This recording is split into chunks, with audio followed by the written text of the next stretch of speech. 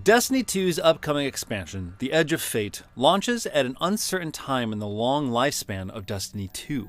It follows the high-octane culmination of Destiny's first era, The Final Shape, and a series of transitional episodes that attempted to tie up some loose narrative threads. You'd be forgiven if you fell off of Destiny 2 after The Final Shape. After all, final is right there in the name. Developer Bungie seems to be trying to walk a tightrope with this new expansion. Ideally, The Edge of Fate will be enough to bring back lapsed players, but it also needs to give Destiny 2 a shot in the arm that will keep avid superfans engaged for the foreseeable future. I recently had the opportunity to dig into The Edge of Fate at a preview event hosted by Bungie, and after around 8 hours of gameplay, I can confidently say that I believe the expansion's big changes will revitalize my interest in Destiny 2. Its campaign takes some big swings with its environmental puzzles and new methods of traversal, while overhauling Destiny 2's core gameplay to make it significantly more streamlined and comprehensible. It remains to be seen if that's enough to revitalize Destiny 2 with the numbers it once had or reinforce the game's status as a live service powerhouse, but it's enough to make me want to play more. The Edge of Fate is headlined by a story campaign that takes players to Kepler, a new location located at the edge of the solar system. Following the conclusion of the story of the battle between the Traveler and the Witness in The Final Shape, The Edge of Fate shifts narrative focus to the Nine, shadowy supernatural beings that predate the Traveler's arrival in the solar system. Instead of powers linked to light and darkness, which defined all of Destiny's previous expansions, The Edge of Fate introduces powers related to dark matter, which in Destiny's universe is a usable resource that permeates Kepler. The narrative that unfolds features new civilizations, enemies, and a bearded and hipster glasses-wearing human with an enigmatic backstory and uncertain motives named Lodi. I spent my time exploring Kepler and engaging with the early part of the expansion's story, and while I found some of the narrative hooks intriguing, I was most impressed with Kepler's world design.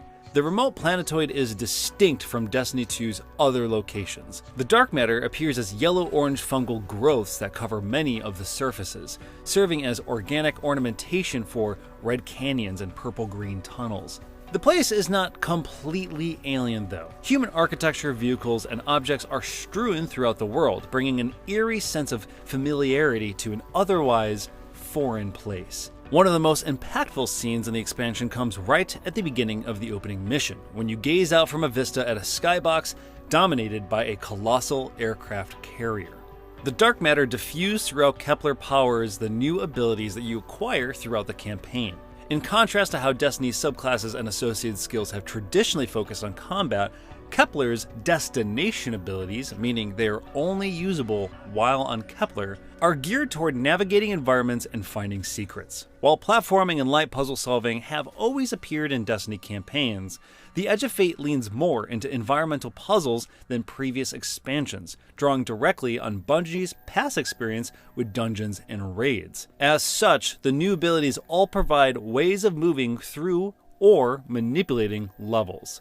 The first ability you receive is called Matter Spark, and it transforms your character into a compact, glowing ball of energy. While you can damage enemies using sparks of energy jettisoned off of your new spherical form, the main purpose of Matter Spark is to allow you to travel through tunnels, air ducts, and tight spaces, and to charge up locations throughout the world that opens doors and chests. Another ability called Matter Form similarly provides new means of traversal, allowing you to manipulate particular parts of the environment, such as sheets of metal or loose walls, into temporary bridges and ladders. Many missions that I played also heavily used the Relocator Cannon, an item you pick up at certain points that lets you create portals to move through otherwise inaccessible barriers. These abilities are key to Bungie's goal of making The Edge of Fate play more like a Metroidvania than a linear first-person shooter. The developer has, in fact, invoked this genre multiple times in its discussions about the expansion. Game director Tyson Green told me in an interview that the team was directly inspired by Metroid and Hollow Knight when designing the new campaign. In my time with the game, I found that these new abilities provided a welcome injection of new mechanics into the otherwise quite familiar Destiny 2 gameplay. Finding new areas is enjoyable, and the promise of being able to return to old areas to use upgraded abilities to unlock previously unobtainable chests adds a fun reason to retread earlier paths and fully explore this new planet. In tandem with the new campaign that unfolds on Kepler, Bungie is also implementing significant revisions to the core Destiny 2 experience. While the changes are numerous, two of the most obvious and impactful are an overhaul of the game's UI, called the Portal, and the addition of a shooting range. These may sound like marginal updates, but in a game as complex as Destiny 2, they make a huge difference. The Portal represents a fundamental break from Destiny's past, as Bungie is deprioritizing the familiar destinations map and implementing a streamlined, menu-based system for selecting and customizing activities. The developer is attempting to throw out Destiny's fairly obfuscated reward system and the multi-layered map that has often hidden activities away in far corners. Them with a system that is meant to give immediate information about what activities are available, how difficult those activities are, what rewards you can expect upon completing them, and any highlighted events or modifiers they might include. One of the best examples of how the Portal aims to make Destiny 2 more digestible for all types of players is how it organizes activities on the basis of the way you want to play. As a person who plays almost exclusively solo, I have long been frustrated by the way that Destiny 2 hides or discourages activities that are good for playing alone. The Portal improves this by having solo ops as one of its 4 core categories of activities. In addition to curating a set of missions that are highly compatible for short play sessions, the interface also made it clear that I would not be punished with lesser rewards or slower progression for choosing to go solo. Other categories include Fireteam Ops for strikes and missions that are built for the classic 3-person Destiny experience, Pinnacle Ops for particularly challenging missions that reward the best loot, and Crucible Ops for PvP gameplay. The Portal's other transformative change is the inclusion of a much more extensive set of modifiers and options that you can use to customize a mission's difficulty to your liking. This is a huge change for Destiny's past, where missions generally have only a few difficulty settings and little granular control over the gameplay experience. Now you can choose from dozens of different buffs and debuffs, evocative of the way that finding Halo's collectible skulls unlocked a series of options to tune particular elements of the game. These affect scoring multipliers, which themselves affect how many rewards you are able to earn in a mission.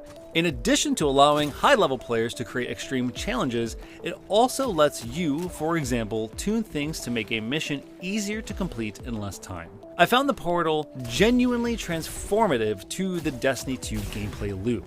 While I have always generally liked the use of the destination map, the improvements to visibility and customizability that the Portal implements will make the game more enjoyable and replayable for many different types of players. I even ended up replaying quick missions multiple times during my preview, just because I was invested in seeing how different combinations of modifiers would affect my performance, enemy difficulty, and the rewards I got. It was exciting to try to push my limits, but that excitement was driven by the fact that I got to choose exactly how I was going to get challenged.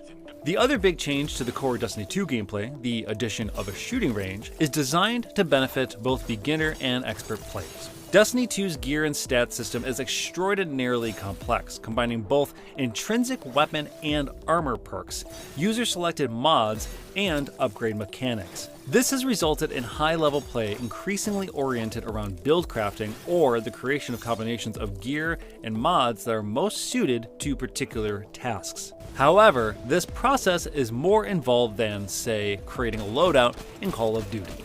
It can be extremely difficult to figure out exactly how armor and weapon perks interact, or how marginal increases in character stats impact one's performance. I have played Destiny 2 for hundreds of hours, and I am still a relative beginner at build crafting, as I have found comparing combinations of gear to generally be too difficult and time consuming. The shooting range is Bungie's attempt to encourage players to engage more deeply with builds. Located in a corner of the tower, the shooting range lets players safely experiment with different weapons, gear, and mods to figure out exactly how they want to approach certain encounters or mission types. There are many buttons to hit to change the shooting range's setup. You literally shoot buttons to switch settings, including what enemy types are included, whether a champion spawns, and whether the enemy should engage in combat with you.